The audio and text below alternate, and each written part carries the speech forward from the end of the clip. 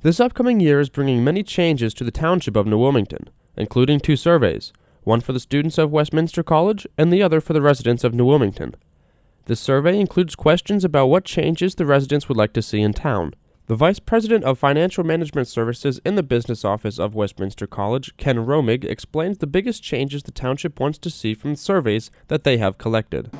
Folks are really, looking for more restaurants. I think that the residents, still want to preserve a fairly quiet town, if you will, but would love to see actually more structured activities. Maybe more music in the summer, whether it's on a quad or in the borough park.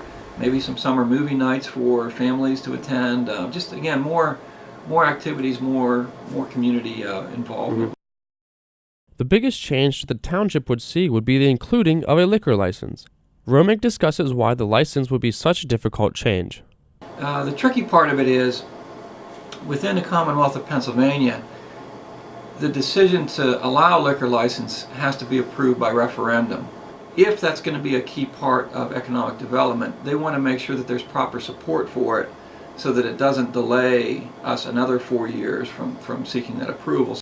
The residents aren't the only ones who want to see changes in town. The students of Westminster also have a say in the changes that the borough would consider. The Vice President of Student Affairs, Dean Neal Edman, examines the changes that would excite more student involvement in town.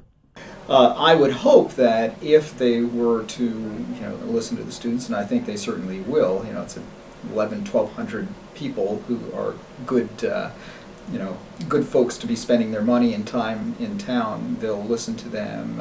I've heard some thoughts about maybe creating some bistros, more restaurants.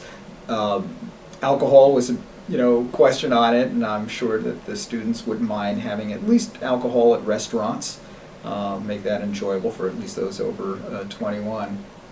I think it'll make it a more trendy place, more student-friendly as well. I hope that there are all sorts of student organizations on campus that do a lot with the community and in the community. The powers that are already in place, I think, will be excellent, resources for both. So what kind of changes will the borough permit, and how soon will we see them? We won't know the answers to these questions until the next committee meeting. However, changes will occur, making this town pop a little bit more. From bistros and full-scale restaurants to new entertainment areas, New Wilmington will start their rebuilding process to make a new New Wilmington. In New Wilmington, I'm Dom Ciraula for the Westminster Cable Network.